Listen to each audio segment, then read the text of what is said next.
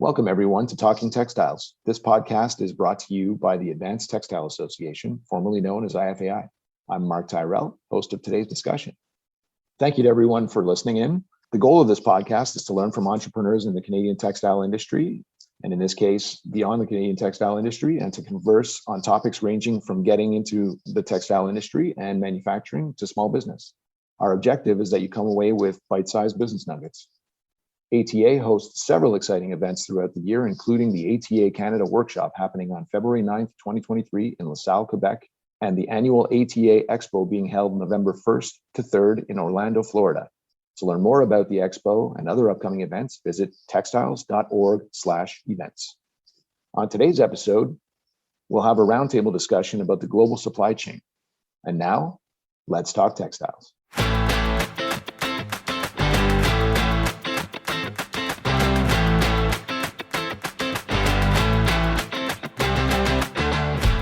Hi, I'm Mark Tyrell, and this is Talking Textiles, where we talk to successful companies about their experiences in the fabric industry.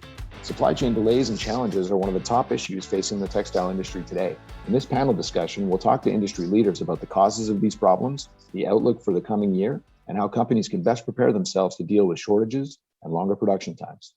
Joining me today is Alex Batizian of Nasil Coated Fabrics, King Mukherjee of the Global Impex Group, and Jennifer Fennell of Polo Custom Products. Welcome, everyone. Hi, Mark. Thanks, Mark, for having us. So I think it's safe to say that every member of our industry and every other industry for that matter has experienced some level of disruption in their regular business operations as a result of the disruptions to the supply chain that have occurred over the last two and a half years. While we're aware of the recent issues affecting the supply chain are rooted in the pandemic, I'd like to ask the panel what they saw as some of the most prominent and specific causes to supply chain disruptions in our industry. So the main reason for the setback, as we see it from our side of the business as a manufacturer in Canada or in North America, was that we rely heavily on other countries for manufacturing purposes, these textiles. So as soon as the pandemic hit, shut down a bunch of companies and work for people, the Texas freeze, and then also now the war in Ukraine, and some other factors as well that kind of just blocked everything off. So that was, I think, the main setback. And now, as we're seeing more and more people looking locally for sources for their materials. Yeah, all good points, Alex. And I would carry that through to some of the tensions that we're seeing between China and Taiwan. And here just recently, I saw in the news, an exchange between President Xi and Prime Minister Trudeau that of course, increases everyone's awareness of China potentially changing their position on the global economy and their position in the manufacturing sector. That's going to be an interesting situation to watch unfold. I think everyone should be watching closely. And I think to add to both to Alex and especially Jennifer's point, we see more insourcing is happening right now. US is moving more and more, even in our textile industry, people are trying to produce more in the Carolinas, the chips manufacturing. Apple just announced they're going to have in Arizona. So more and more people are diversifying their supplier base. And in our own company, I'll be traveling soon. We're trying to diversify, even in a simple canvas business, whom we have done business for 18 years. Of course, people will be still the same main vendors, but everybody is trying to diversify so you can mitigate the risk. So I will add to that moving forward, that diversification is one of the main solutions of supply chain crisis, which we faced from March of 2020. Mm-hmm. Sorry, King, when you say traveling, are you speaking internationally, like you're looking for additional international sources? Yes, international sourcing, yes. Okay. And Alex, from your point of view, it sounded like you were looking to go on more of a domestic basis, like that you were trying to, get as much of your, your sourcing as close to home as possible. Is that accurate? as close to home as possible, and we're trying to. We're seeing that a lot from our customers also. Contacting us for different products, seeing what our delivery times are compared to products coming out of or from overseas. There are I don't know how it is in the U.S., but at the Toronto port, it's pretty backed up right now. Still taking a lot of time to get containers and that sort of thing. So lead times are important to the customers. So we just hope that they remember that once things get back to normal. And to add quickly to Alex's point, just to clarify, we bring the raw materials, the gray goods from India, but all the finishing, we do it here in Carolinas and in Georgia. And there also the lead time is increasing. So customers have got used to a longer lead times, but there is coming to a point in which people want to go back pre-COVID times too quickly, but I don't think that will be possible. Mm-hmm. Yeah, I think speaking from as a distributor in the industry and definitely for a lot of our customers, I think one of the things that we've definitely seen is we've all had to learn patience, and it's actually interesting on some levels. It's more pleasant to deal with. I mean, I think what we're dealing with right now with the lack of resources available, probably the biggest crunch being human resources. We feel like our customers are pretty receptive to the fact that sometimes we've got to say, look, we can't deliver on what we used to deliver on because we just don't have the resources, and we can't burn out our people, and we have to we can only do what we can do, and we're finding that there's a good level of understanding there as long as we set expectations properly at the outset, which I think is one of the things that really what was a major issue, I think, during this, all the supply chain disruptions and during the pandemic was communication. I think that was probably the most frustrating thing. And I'd love to hear everybody's take on that. If you've taken measures to do a better job of, setting expectations, or at the same time, how you dealt with that during the pandemic, or during these supply chain disruptions that are not over. Have you established better communications with your suppliers so that it's very, very clear up front where you're going to be, so that you're setting the right expectations with your customers and being able to actually meet the expectations that you set because it was done right from the outset? You're right, Mark. I think we are seeing a different level of patience, maybe is the right word to use, with some of our customers. Although there are situations, our organization produces life-saving devices that are, necessary in the medical community. And in those situations, it's not an option to be late. Right. And so we are getting creative, looking for workarounds, avoiding the West Coast ports like everyone else, and trying to circumvent those delays as much as possible. But to your point, that communication, that transparency, the visibility is absolutely key in order for our supply chain partners to remain healthy and successful, because they're going to have to take all of that information, synthesize it to create the best outcome for their organization and their end customer ultimately.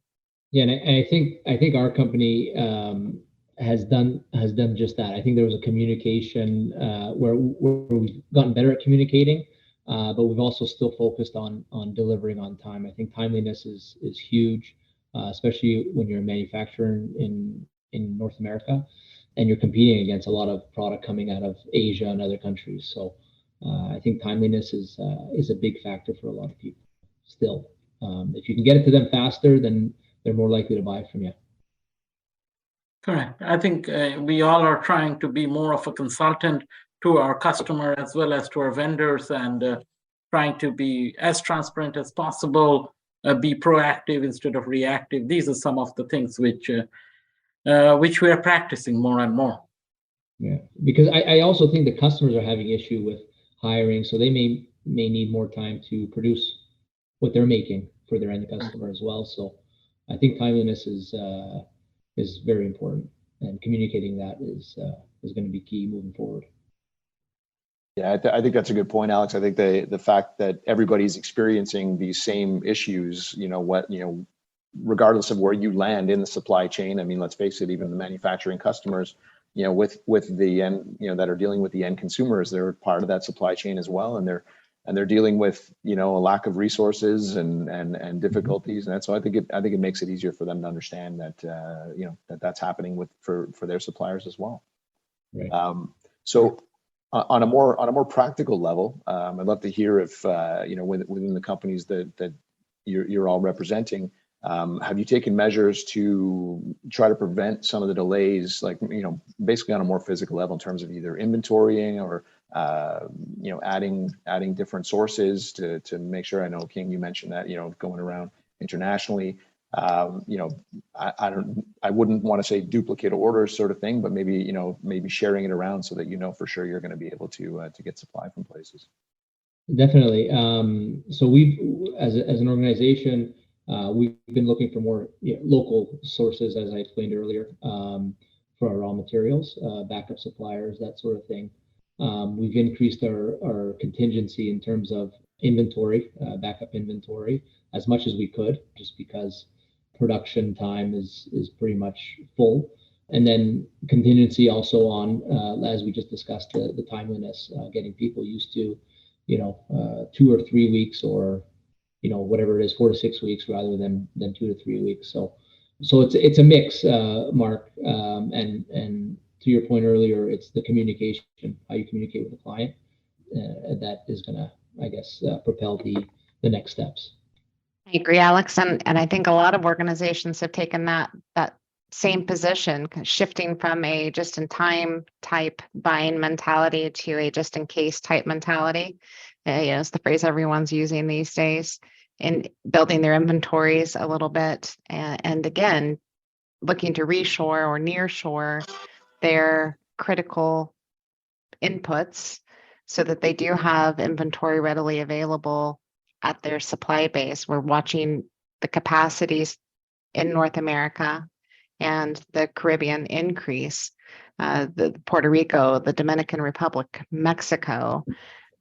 Lots of fantastic manufacturing growth happening in those areas as everyone looks for the next best option from their traditional Asian manufacturing path. Yeah, and I think to add to both Alex's and Jennifer's point, I think we are doing more and more diversification of the suppliers so that we don't put all the eggs in one basket. Number two, being in cotton or textile business, which is like a commodity, we're also very careful not to stock too much, because the prices of cotton have come down significantly in last month or two.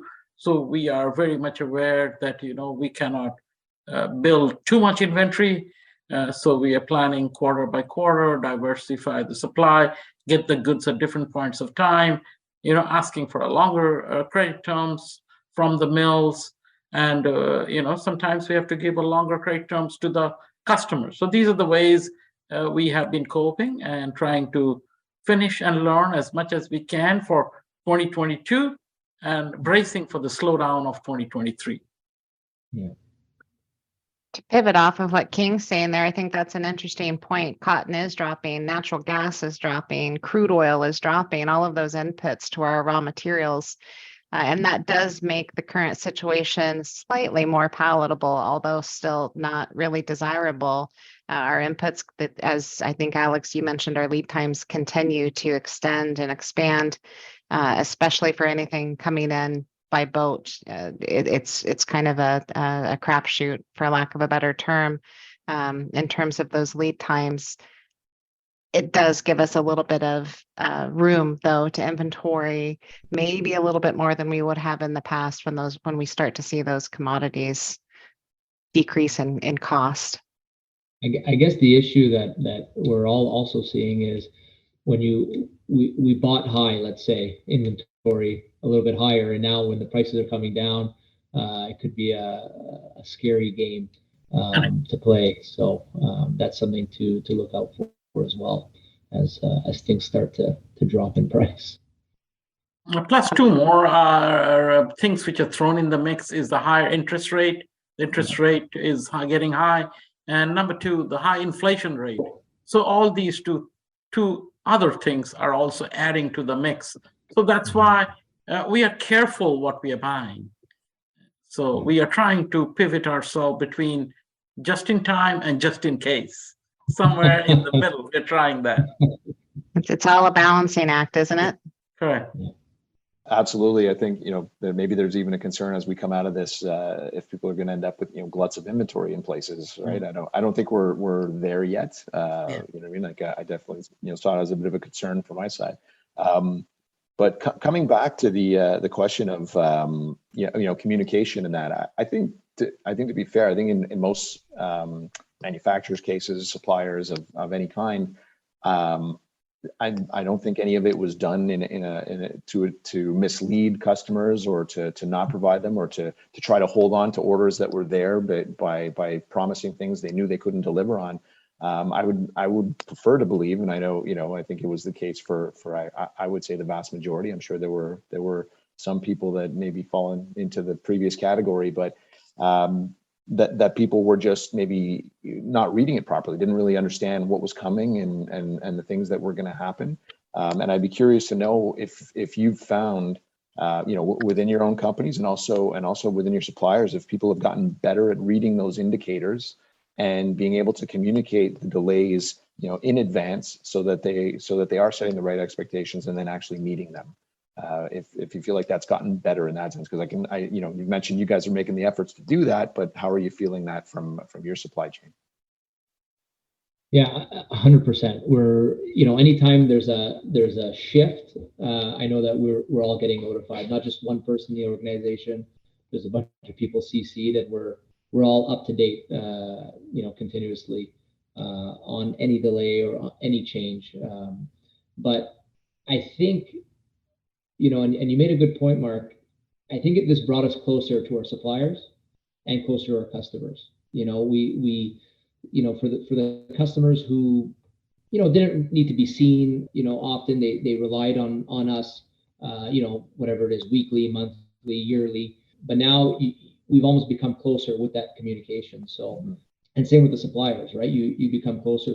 We have international suppliers as well. So you become closer. And it's a way of building credibility as well. And you set the new expectations about, if there's a delay, I'm glad you told me earlier, rather than, the day it was due kind of thing. So you build those it's like a new standard and a new credibility with your customers and suppliers, and you realize how important both are, and I think that, maybe we took it for granted pre-COVID a little bit, but now it's like there's a bond that can't be broken, especially when there's so much communication. I think it's become a good differentiator as well. So these organizations who have really leaned into that and said, let's figure out how we can automate this or create some efficiencies or provide more visibility to our customers in a real-time fashion, they stand apart. And, the manufacturing, the global manufacturing industry as a whole, supply chain was not on the radar of most organizations' leadership up until 2 or 3 years ago. And we've become everyone's favorite talking point now because we're slowing things down. So when you take a step back and say, okay, for the last 2 years, supply chain has been under a microscope. Who has performed, who hasn't, who has ensured our lines were fed, our customers received what they needed. It really makes a big difference in that performance review when you're selecting who you might work with for your next big project. And I think that's something to consider too for every manufacturer. If you have not figured out how to communicate well with your customers, how to give them real-time visibility, I think it's a miss at this point. And to add to that point, as I was listening to both of you, I was thinking is, the demarcation line between sourcing, supply chain, marketing, sales is getting less and less siloed. We are all working all together. So the supply chain people are very much involved in sales and marketing is sourcing and supply chain. Sometimes the end customer gets in the mix in those emails which we share. So I think the transparency has increased significantly in our industry. Now we were talking some of the products which are patented product and only finished in domestic USA. We're thinking of talking to these guys as a group. Hey, you all have increased the price every 2-3 months because whatever, increase the price of the chemicals and everything. Now when it is coming down, what can you do? Because the overseas people are at our heels, in which they're saying, oh, we can give you the finished product like FR finish and other at whatever so price. But we don't want to go to that route. We want to do all the finishing here only. So I think the communications, the transparency, the things which we could not speak ever before, I think the time has come to be as candid as possible with your vendors, suppliers, sourcing, marketing, sales.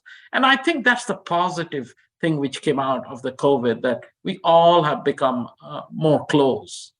Mm-hmm. King, I echo that, and I would go one step further and say, from a supply chain standpoint specifically, that's really the silver lining of the last 2 years of struggle and sleepless nights, and just managing the last 2-3 years, is those silos have been knocked down. Supply chain does have a seat at the table now, whereas in a lot of organizations, they did not in the past. So now it's up to every supply chain professional to kind of take a step back and say, okay, so how am I going to leverage this? How am I going to make sure that these fantastic relationships that have been established throughout my organization or throughout my supply chain, my customer base, whatever the case may be, how can I ensure that I can stay engaged with them, contribute to them, learn from them, so on and so forth. And I think that is really worth taking the time to reflect on as we all make plans and set goals for 2023. Yeah, those relationships are so key, and it goes both ways, right? And you'll see that the stronger your relationships, they'll send you business or help you out in a certain way, and you'll help them out over time.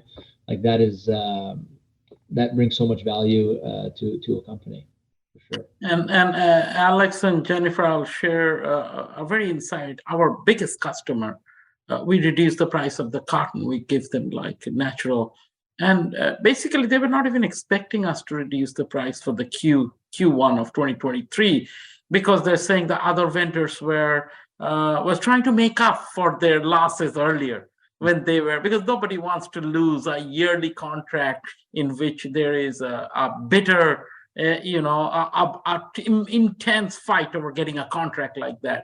But so it was a little surprise, and that comes from communication. We have been honest with our customers, with our vendors, and I think we all are in a better position. And coming to Jennifer's point, for supply chain professional, I think it's a great time. I've heard from my friends here who supply to Target from Johnson & Johnson that I'm tired of giving the bad news. Being a supply chain professional, I want to move to sales, or salespeople want to work on the supply chain. So I think for all our professional growth, I think it's an amazing time, just what Jennifer pointed out. This lateral movement which we can have, or the vertical movement between supply chain, sales, marketing, finance, analytics, it's amazing. And that's what sometimes when I teach in the classroom, I'm telling the students that these silos are disappearing fast in businesses. Yeah. So King, like I do both for Nasal. I do sales and supply chain, and I have the information first, which is like the best thing for the customer. And I've learned so much from you and Jennifer already, and we have similar thoughts about what's happening. But I'm lucky enough to get that information and get it to the customer as fast as possible, which is helpful as well. Yeah, I think that puts you in a pretty unique position, Alex. And but to be fair, as somebody who deals with different suppliers, and it's amazing. Like you've all brought up such great points in terms of the relationships, but also the silos coming down and really understanding what others do, and that kind of also is what created the patience, right? You suddenly now understand what the other person, people are dealing with, the people that are filling the coffers for you or filling the shelves while you sell. And to be fair, I mean, I think the best salespeople that I've ever run into over the years have always been that way. They've always understood. They've always been, what I mean? Like, because if you can communicate the actual circumstances, the actual reasons, you give you give your customers something to go to their customers with. Well, this is what happened. This is where it's coming from, and this is what it's dealing with. And to the point that I think you've all made it on different levels. There's nothing like a crisis to really show your true colors, and really to be able to, then customers really get to see what it is that you're willing to do to come through for them. You know what I mean? Like, and I'd often say that, I'd have salespeople, finally get a customer they've been after for years, and that first order goes terribly wrong, from the outset, sort of thing. And maybe it's way beyond your control, but then it's all about the extra mile that you're willing to go to fix it. And then they really kind of see what you're made of. And a lot of times that's what, solidifies that relationship and creates that loyalty, rather than that order that they put in and maybe forgot about and moved on to the other things that they do. Got you all here, and we've definitely talked about what's been going on up until now. I'd love to hear how you guys feel it's going to go forward in terms of supply chain. I mean, King, you mentioned that pricing is coming down in places. You also mentioned you're looking at different suppliers to bring in. Are you seeing what changes are you seeing in terms of the supply chain? Is it going to loosen up, get a little bit better going forward? I think we're seeing that demand is getting brought under control a little bit by interest rates. But do we see relief in the supply chain situation? And also, what are the leading indicators to watch in that respect? That's a good question, Mark. I was just in talks before this call with one of my old customers for 22 years. They make some stretch canvas out of Brooklyn, and he told me, I deal with two more. I said to him jokingly, it's good you give a food to all three of us a little bit than giving the whole plate to one person. So even people who has been doing business in an old school way, everybody is diversifying their supplier base, which I think is healthy for the industry. Everybody gets a little bit of the piece of the pie, and then let the best people win. So everybody is in the toes. There is comparison. So diversification is the way to move forward in supply chain. Not only diversification in terms of supplies, also diversification if you're doing international sourcing, moving away from China because of a lot of geopolitical tensions happening between U.S., China, Canada, China. So people are looking into various other countries too. Also, I feel moving forward, it will be a hybrid approach with a lot of domestic production coming back, but then that will take years to ramp up to the level of demand. So I see a future of supply chain being more diverse, more hybrid approach, and also product alternatives. People have been creative since the days of COVID, how to be more creative and come up with alternative if you are not having certain parts or certain products which you easily, readily used to get. So product development, substitution, diversification, increasing the supplier base, more countries getting involved, hybrid approach of manufacturing. That's what I see is the future in next few years. Then I feel around 2024, 25 onwards, sustainability will be in everybody's mind. The big corporations are already doing it, from the IBM to the Tesla to all these people. We who are smaller businesses will finally catch up with them maybe after 2-3 years once we are able to stabilize. Especially 2023 is going to be a crucial year for all of us. I think those are all good points, King. And I dare say that some of the North American manufacturing may take a place in our supply chains they haven't been able to enjoy in the past. Depending on your commodity inputs, some raw materials or materials, depending on your spot in the tiers there, are more cost effective to buy from a domestic source than they are to import right now, which is, really turns the supply chain model on its head from 2-3 years ago. As far as leading indicators go, I would like to see some of this continued stabilization in the commodity availabilities, the pricing, so on and so forth. But I am, again, closely watching China, their positioning, how they are staging themselves for whatever they may be planning in the future, watching Putin and Russia's presence, invasion, I think is probably a more appropriate word, in Ukraine.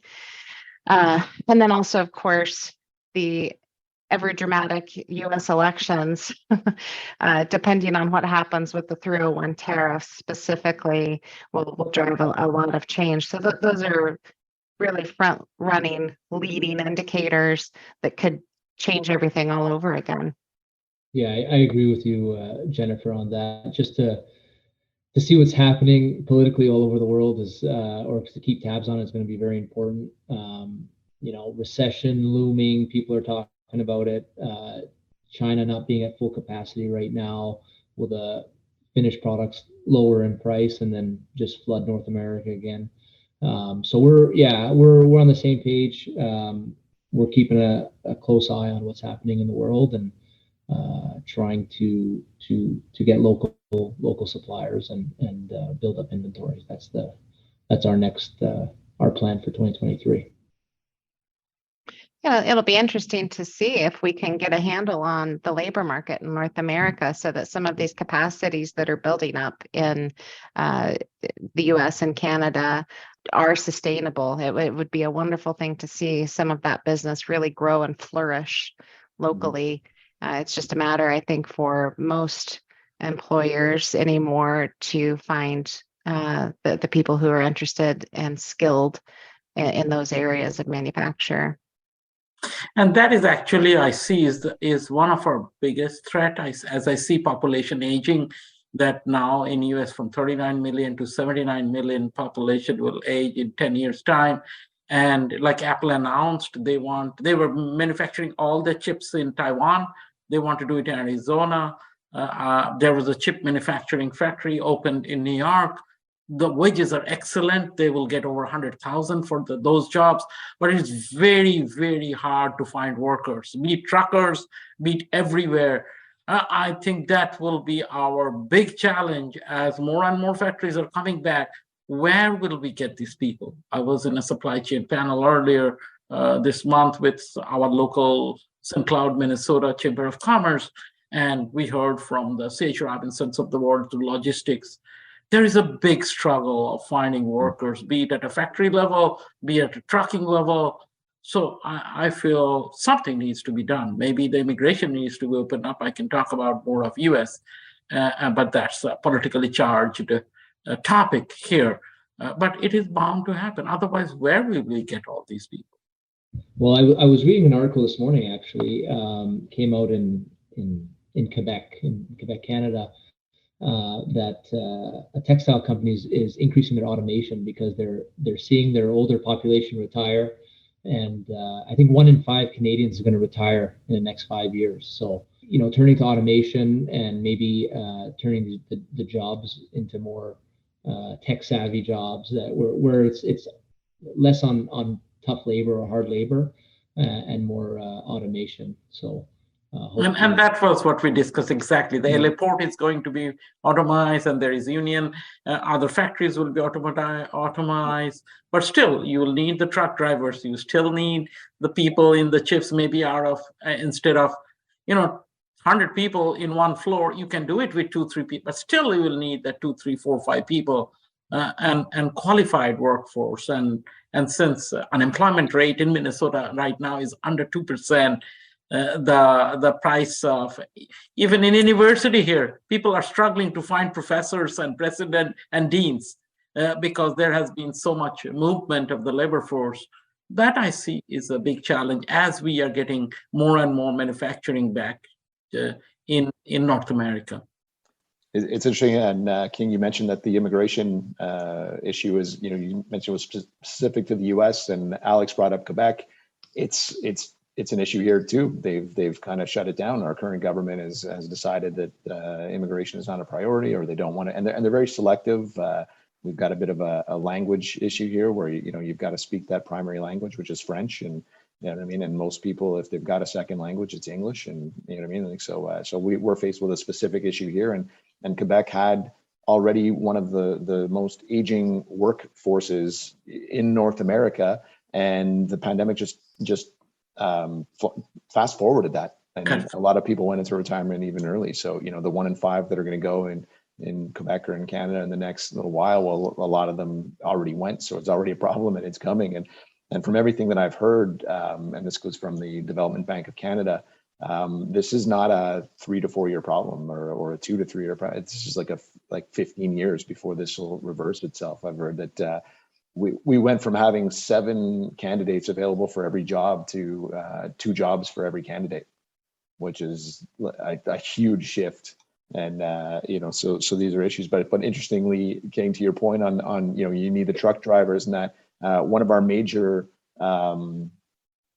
grocery stores, we all found out with a news story a little while ago, they've been testing automated, self-driving trucks for the last 2 years. They've had drivers in the trucks, but they've gone without an incident for 2 years. That was the thing. And now we've got automated trucks on the road.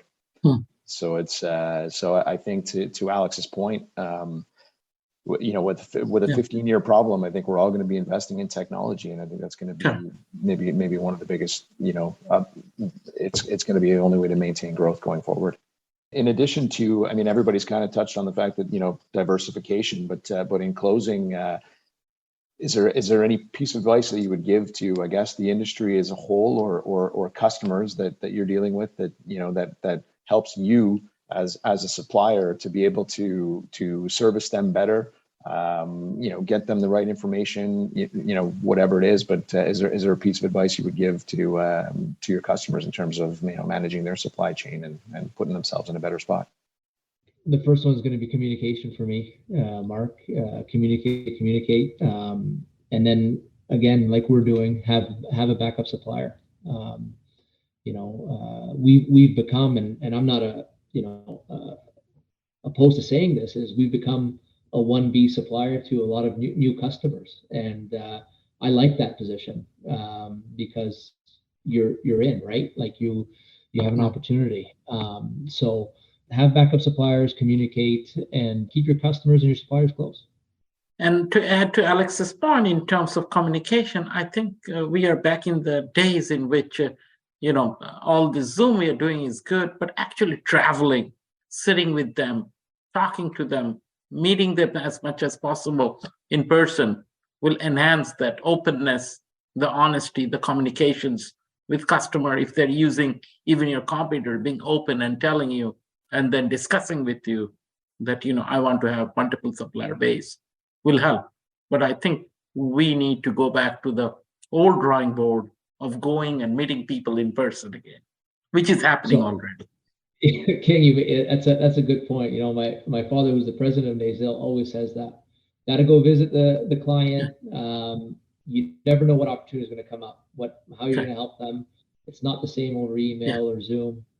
Or even a phone call, not even on a phone call. Yeah, it's that one-on-one interaction. A lot more gets done face to face. I don't disagree with the traveling comment, but I will say, again, from an automation standpoint, a lot of us are all working to do more with less. And sometimes those face-to-face meetings obviously take a little more time. And for your key suppliers, your key customers, that absolutely makes sense. Customers you're trying to grow, suppliers you're trying to grow. But I can tell you, I personally am very selective about how I manage that type of travel to ensure that it is the most meaningful, investment, not just of budget, but in terms of resources. And so I think that there's an absolute place for that. It is essential for relationship building, but you do have to be somewhat careful with it. Yes. I wish we all had a crystal ball to, that would be my piece of advice. Figure out what's coming down the road. Since we can't do that, planning and, to Alex's point, communication really are the keys. That strategizing, thinking about what we're going to do, whatever the right word is key to our success. Hedging bets, whereas in the past we might, wait until the last minute if we had that opportunity. We just don't have that luxury anymore. So gaining, again, visibility, planning, communication from every level of the organization is key. Well, it definitely sounds like communication was a key point that came up, and I think you're absolutely right. Customers have to be open. You made the point, everybody's gotten closer. We've gotten a better understanding of everything that's going on, and it's obviously a lot easier to give people what they need when they're really upfront about what it is that they need, and you know what I mean, like and what's coming down the pipeline, and sharing as much detail as possible. I'd like to thank everybody for being on the panel. I think there was definitely some great information brought to the table by all of you, and I think our listeners will really benefit from the conversation. So thanks a lot, everybody, for coming on the panel today. Thank you, Mark. Thank you. Wonderful. Thank you for joining us for this episode of the Talking Textiles series. This podcast is brought to you by Advanced Textiles Association, a not-for-profit association representing the international specialty fabrics marketplace. Learn about events, workshops, and webinars ATA hosts throughout the year at textiles.org/events.